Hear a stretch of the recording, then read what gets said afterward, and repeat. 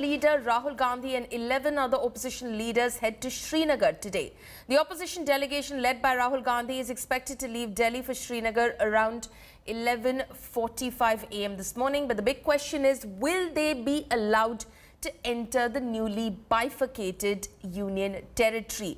Along with Rahul, leaders from the left, Trinamool, NCP, DMK and the RJD will also be there. These include Sitaram Yechury, D. Raja, Dinesh Trivedi, Sharad Yadav and Manoj Jha. But minutes after it was announced that the opposition delegation will be visiting Jammu and Kashmir, the local administration put out a statement asking them not to come.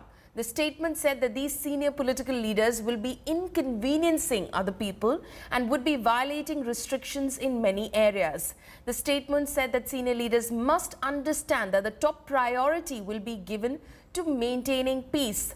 Rahul's visit to Srinagar comes at the back of a Twitter spat with the Jammu and Kashmir governor. The two were engaged in a war of words where the governor accused Rahul of politicizing Kashmir.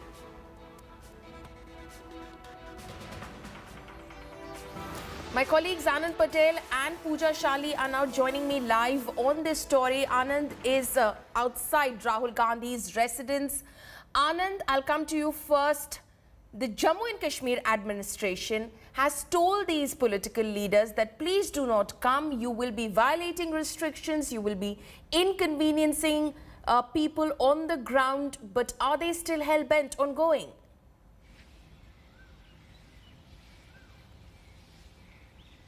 Yes, of course. You know, the program for departure to Srinagar is well on time, and outside the Rahul Gandhi's residence, and his motorcade is being readied.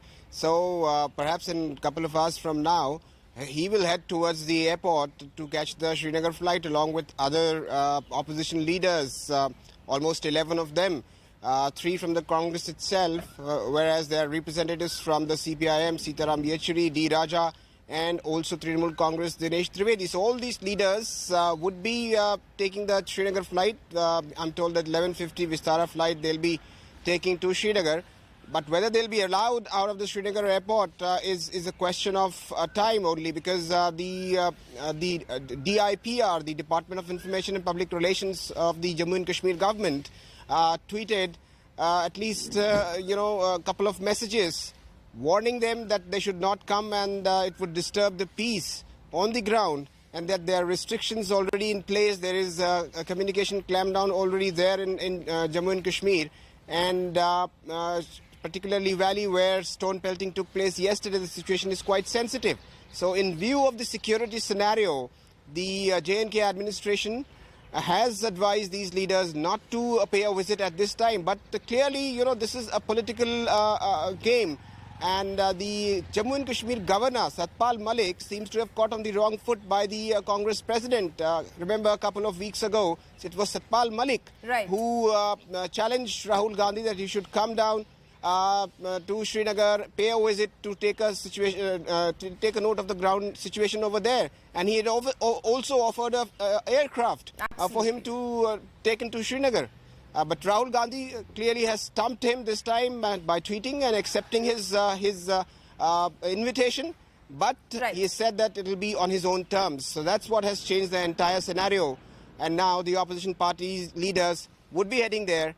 But it's very unlikely they'll be allowed out of the Srinagar airport. So it's definitely looking like a game of political one-upmanship. Pooja, I'll come across to you right now. You're in Srinagar.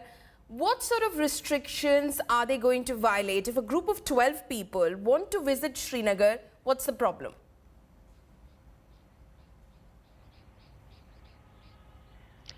All right, so it's important to understand, Paulami, the situation presently in the Kashmir Valley, because one, yes, the situation on surface is relatively calm, especially in the areas that very likely this delegation may cross, which is from the airport to some of the VVIP areas. There are restrictions in place. 144 is still imposed, but that's not the point. The questions will be, one, will this delegation of Rahul Gandhi, Ghulam Nabi Azad, Sitaram Yechury will even be allowed out of the airport? Because till now, previous visits of Azad and Yechury they spent some time at the airport premises and then were asked to return, head back to the national capital. But beyond that, who is this delegation going to interact with? The local politicians are either behind bars or under house arrest.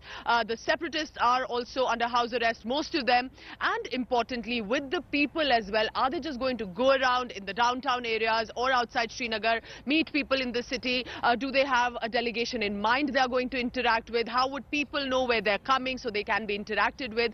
These are also some of the logistical measures. But of course, this is the political opposition trying to step up pressure against the union government to say the decision that's been taken, it's not been taken well here in the valley, so we are coming to interact. We know that there have been detentions as well of many political workers and troublemakers as well. So it's going to be very important few hours. My information that's come from the sources in the administration is very likely they may not be permitted to come into the city. That has been done previously, because remember, no politician has been allowed just yet. The situation is still sensitive, Pauline. It is important to understand because yes, there have not really been massive injuries or widespread violence like in 2016 or before, which the administration is considering a relative success. But with at least the next few days very crucial, very sensitive, will this delegation, a high profile at that with Rahul Gandhi, will want to have an interaction in the city? Will they be permitted? We'll have perhaps an answer to that in the next few hours. So we're expecting a major showdown at Srinagar airport itself this afternoon. Pooja and Anand, thank you so much for joining us. Friday prayers in Kashmir rally passed off peacefully yesterday, even as restrictions continued for the 20th day. The Srinagar administration had put adequate restrictions to ensure there was no trouble after the Friday prayers. The situation in Srinagar was peaceful through the day as people offered prayers at local mosques. However, there were reports of stone pelting in downtown Srinagar. Barriers and diversions were in place to keep crowds from gathering. Rumours of a UN Chalo protest march in Srinagar had also made a buzz, and security around the UN office and other important buildings were tightened to ensure there wasn't any violence. Internet services are still suspended in sensitive areas. The Home Ministry is closely reviewing the situation in the valley. मुझे लगता है कि बिल्कुल सामान्य होगा और लोग इस बात का एहसास कर रहे हैं कि जो भी फैसला हुआ है वो जम्मू कश्मीर लद्दाख के लोगों के हितों के लिए हुआ है और वर्षों से जो जम्मू कश्मीर और लद्दाख के लोगों के सामाजिक, आर्थिक, शैक्षणिक सशक्तिकरण को 370 के नाम पर उसका अपहरण किया गया था, उससे उनको मुक्ति मिली है. Now, with restrictions being eased in parts of the valley and landline services being restored in some areas, the army has established a communications center with telephone facilities in order to help the local residents. Here's a report.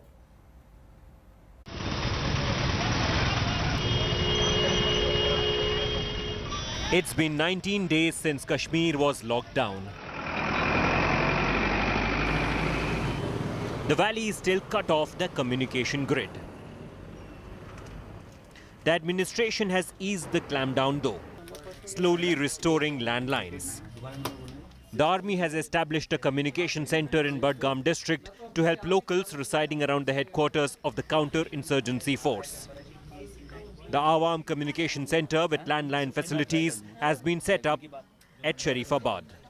अगर मैं बाकी जगहों पे जाता हूँ तो वहाँ पे मुझे इतना ये हेल्पफुल नहीं होता है कि मैं फ़ोन कर पाऊँ, और फ़ोन भी क्या 30 सेकंड नहीं हो जाता है, 20 सेकंड, अबाउट 10 सेकंड, वो भी उनको बहुत गुस्सा आता है वो बात पे. ये जो यहाँ पे है अच्छे से बात करने देते हैं, 2 मिनट, 1 मिनट, 3 मिनट भी कभी कभी हो जाता है. अच्छे से बहुत हेल्पफुल है यहाँ पे, बहुत caring. In Srinagar, another Friday passed off without any incident. But scenes were no different. Most shops are still shut and schools vacant. Large gatherings were prevented. However, local mosques were open for the people of Kashmir to offer prayer. Every stretch and corner witnessed a massive deployment of security forces. This was the first Friday after the schools, the primary and middle schools, were open earlier this week, and this day passing peacefully without reporting of any major incident of violence has certainly given breath and hope for the administration, government, security forces and the agencies in Kashmir.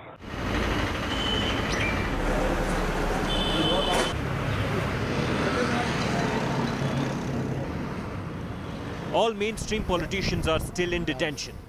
With nearly 3 weeks over, the return to normalcy is proving to be long and arduous for the Kashmir Valley. Bureau Report, India Today. Now, amid fears of an unprecedented economic slowdown, now the centre has finally laid out a roadmap to jumpstart the economy. Finance Minister Nirmala Sitharaman announced a slew of measures, including removing enhanced surcharge on foreign portfolio investors and domestic investors. But will all this be enough to boost the economy?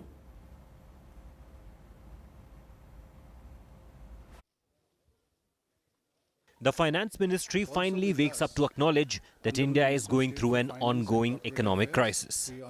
Finance Minister Nirmala Sitharaman has announced a series of measures aimed at jump-starting the economy barely 2 months after the budget. One of the biggest highlights happened to be the interest rates matching the repo rate cuts. However, there was no announcement of this being retrospective or progressive in nature.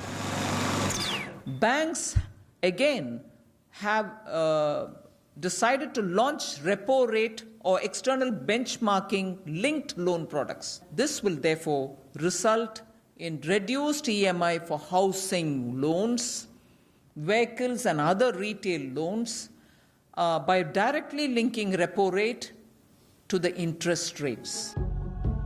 The second biggest takeaway is withdrawal of enhanced surcharge on foreign portfolio investors, restoring the status quo that existed before the last union budget. Surcharge on domestic equity investors too stands knocked off. This will get the centre back by 1,400 crore rupees. In order to encourage investment in the capital market, it has been decided to withdraw the enhanced surcharge levied by the Finance No. 2 Act of 2019, the recent budget time. The pre-budget position is restored. Surcharge on domestic investors too in the equity market goes. Pre-budget position is restored. What followed was a push towards liquidity infusion. The government will release 70,000 crore rupees upfront for bank capitalization and infuse 5 lakh crore rupees of liquidity into the market. Upfront, we are releasing the 70,000 crores. Upfront, we are releasing the 70,000 crores and additional lending and liquidity to the tune of 5 lakh crores can be made available by providing this upfront capital for the PSBs. The enhanced surcharge levied on long-term and short-term capital gains taxes is also withdrawn, giving a slight sentiment boost to the capital markets. Bureau Report, India Today. Now, with Union Finance Minister Nirmala Sitharaman announcing a slew of measures to kickstart the economy, Niti Aayog Vice Chairman Rajiv Kumar had termed the ongoing stress in the financial stress as unprecedented in the last 70 years ahead of Nirmala Sitharaman's announcements. Watch this.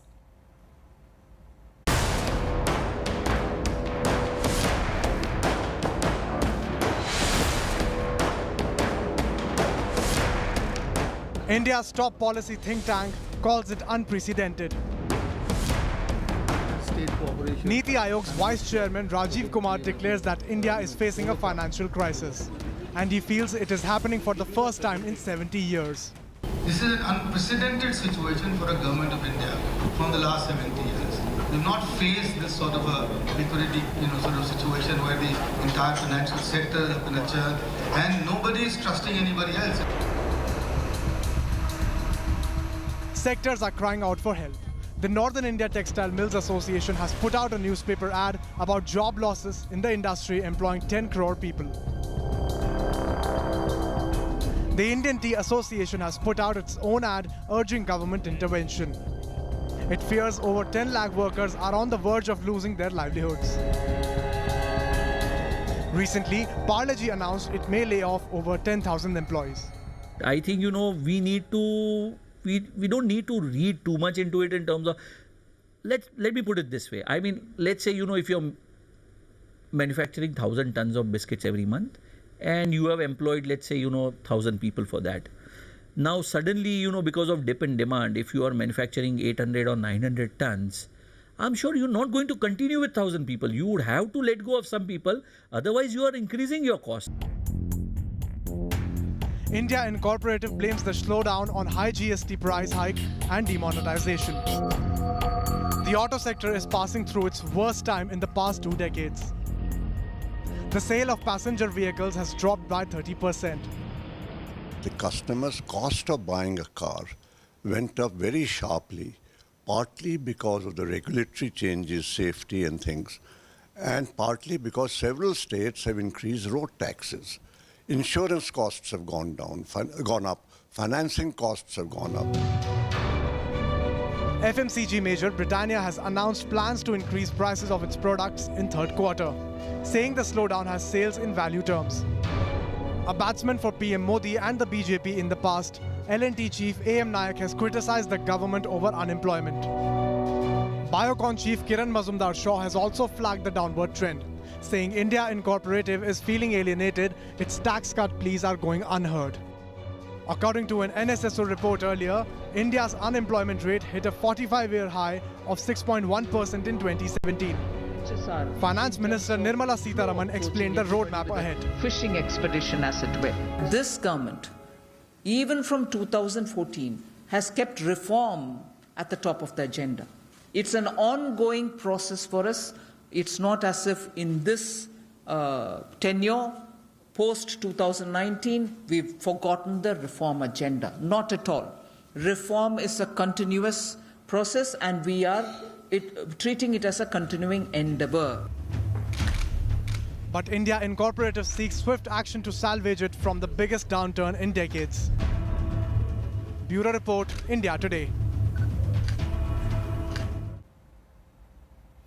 Now, Finance Minister Nirmala Sitharaman's booster dose to beat the economy slowdown has become another flashpoint between the centre and the opposition. Nirmala's measures for few sectors have come under scathing criticism from the opposition. Congress MP Manish Tiwari says the government has confessed that the economy is under stress and questioned the Prime Minister's silence. He was countered by Home Minister Amit Shah, who said that despite global slowdown, India was performing well.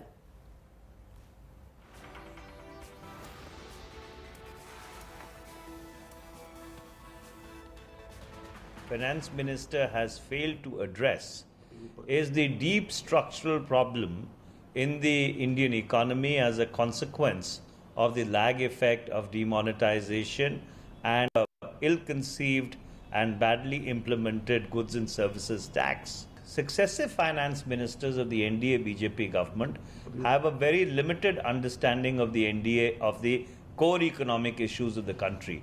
So therefore, this rollback is not going to help. देश की अर्थव्यवस्था पूरी तरह से सुरक्षित हाथों में है। देश का जो आर्थिक ताना बाना है, उसकी हर डोर मजबूत हो, मजबूती की तरफ हो, ये सरकार का संकल्प भी है और इसी संकल्प और लक्ष्य के साथ सरकार चल रही है।